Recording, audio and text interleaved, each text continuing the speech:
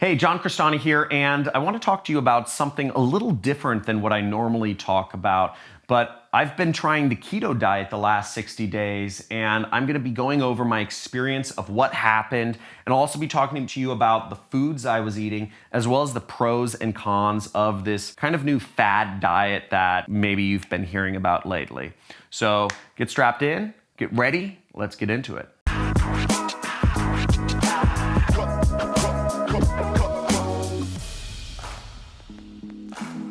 So for the last 60 days, I tried the keto diet, and I made a big decision because I'd gained a little bit of weight last year. I don't know, some of my longtime followers may have noticed that, I started getting comments, yo, you're getting chubby, or oh, you have a little pooch, which is kind of funny.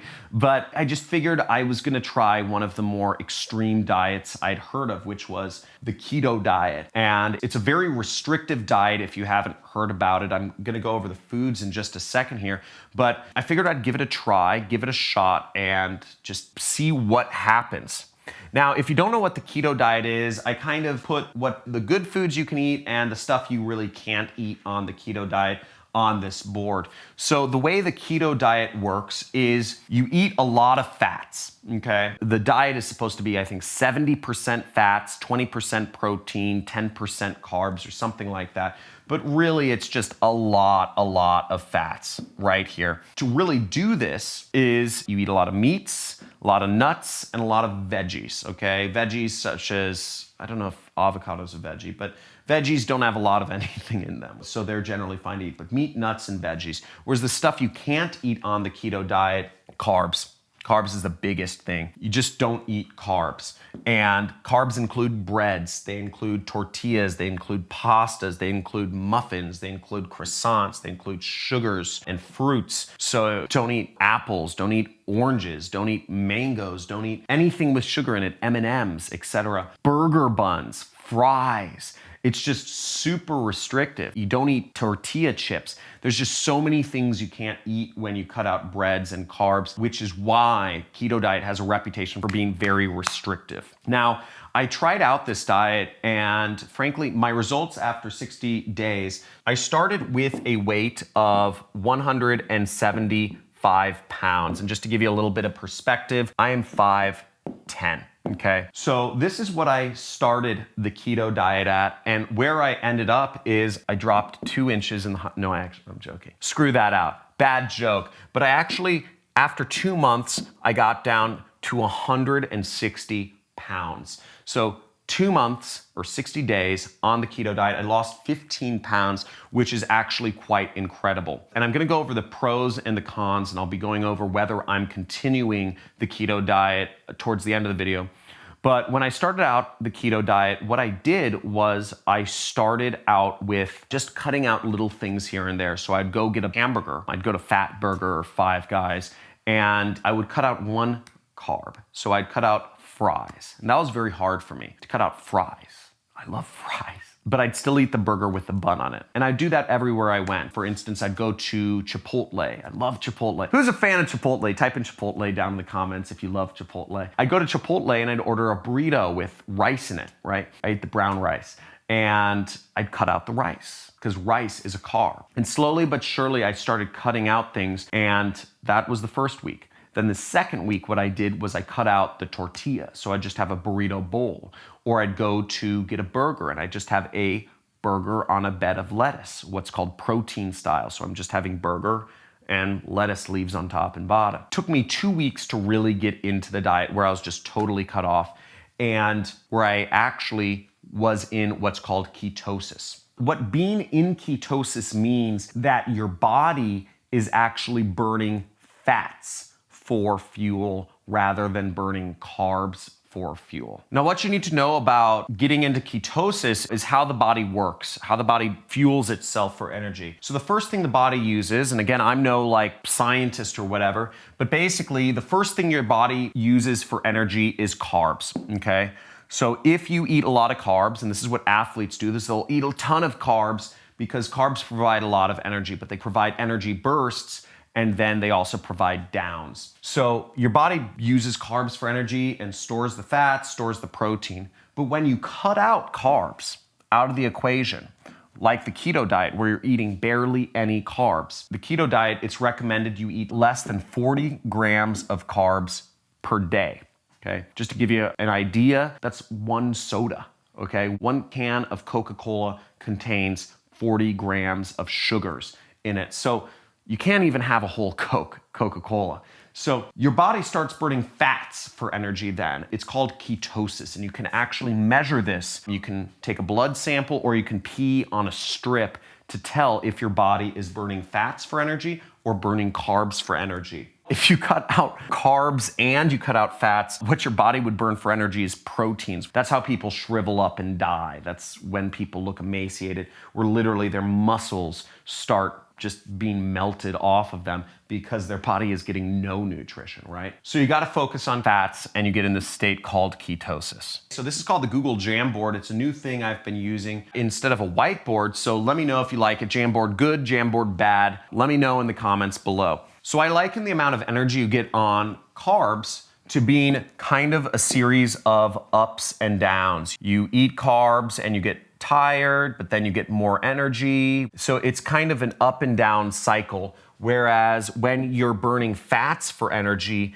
it's much more of a steady kind of burn. Fats burn slower for energy in your body. And I just felt more energy throughout the day. I didn't feel like I was, getting lethargic after I ate a big burger. Then I was happy. Fats, they just keep you fuller. They keep you feeling fuller. They burn slower. You don't have to eat as often throughout the day. So I really like being on fats. Now, the next thing is I'll go over the pros and cons. Now, for weight loss, it's great. Obviously, I was able to lose a lot of weight on the keto diet, which is fantastic, which is my goal of what I'm trying to do. It's also great for focus because of the way that fats burn, and because fats are what fuels the brain. Burning fats has just helped my focus, it's helped my mental energy, and my overall physical energy as well, because I'm going through less dips throughout the day.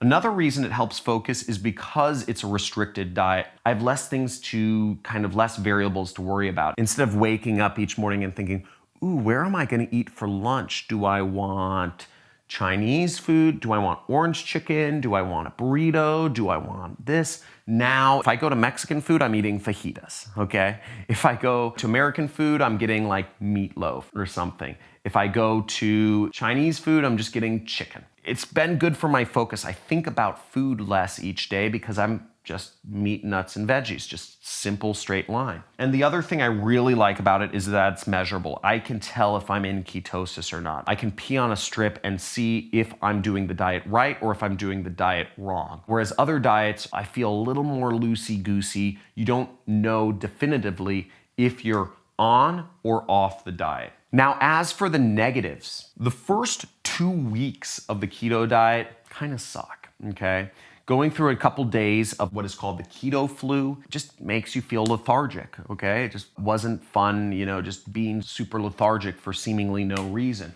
Also, cutting out so many foods that are just normal things that I would eat every day was a bit difficult. It's also very boring. It's a boring diet. Just isn't a lot of stuff to eat. As I said, I go to Mexican food now. It's like fajitas. That's what I eat.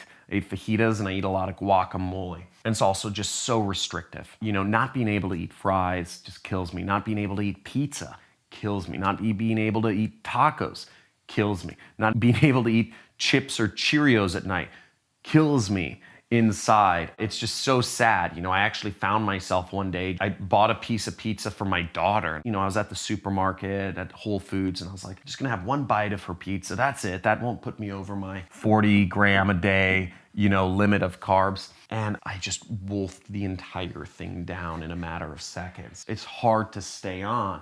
And the other thing about the keto diet is it's expensive. I found that in order to just try to eat keto, I buy a lot of nuts. So check this out. So I eat a lot of macadamia nuts. So I shop at Erewhon now, right? I don't know if anybody else shops at Erewhon, but I shop at Erewhon. Macadamia nuts are pretty expensive, but they're super high in fat. They're a great keto food.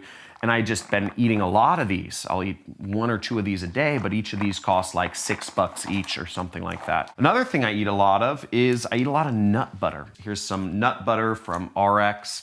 And again, these are like $2 or $3 per pack. It's like barely any nut butter, but it's made for the keto diet. Another example of something I have a lot of is Bulletproof coffee. So Bulletproof makes themselves good for the keto diet. This has basically fat in it. It has grass, it has butter in it, and MCTs. So they make this for people, you know, on the keto diet. But again, this is expensive, and to have a lot of these is expensive. So I've got a lot of keto-friendly stuff, but it's much more expensive shopping for it. Other examples of things I eat include, I eat sheep's milk yogurt, specifically plain sheep's milk yogurt. Doesn't have a lot of sugar and it's very high in fat. I'll eat that in the morning. I eat Keto-Logic. I have Keto-Logic shakes. I supplement my diet with BHBs, which are salts, because on the keto diet, you can get depleted of salts. You know, I take an extra salt supplement in the morning and I'll have protein shakes and I'll scoop a lot of fat in them. So another item I eat is Udo's oil. I'll make myself a protein shake, but I'll put about 60 grams of fat, so which is about 3 or 4 tablespoons of just pure omega-3s, fats in my protein shake. So I get a lot of fat and I get that nice flavor of the protein shake. Macadamia nuts, as I said, I eat fajitas, I eat burgers without the bun, I eat meatloaf, I'll eat chicken pot pie without eating the crust. I have tomato bisque soup from BJ's Brewery, but with extra cream in it. I'll have burrito bowls. Chipotle now has keto-friendly burrito bowls. So all of this stuff, that's how I've been on the keto diet. Those are my results. If you have any questions for me about how to do the keto diet or my experience, feel free to ask in the comments below. If you'd like to see more videos about what I've been doing to kind of hack my focus or hack my health, leave a comment. Just say more health stuff. I'd be happy to share the things I'm doing. So let me know if this makes you more interested in trying the keto diet. Say if you're gonna try it, or if you say, doesn't sound like it's for me, type it in below. I'd love to hear what your thoughts are. Thanks for watching. Have a good day.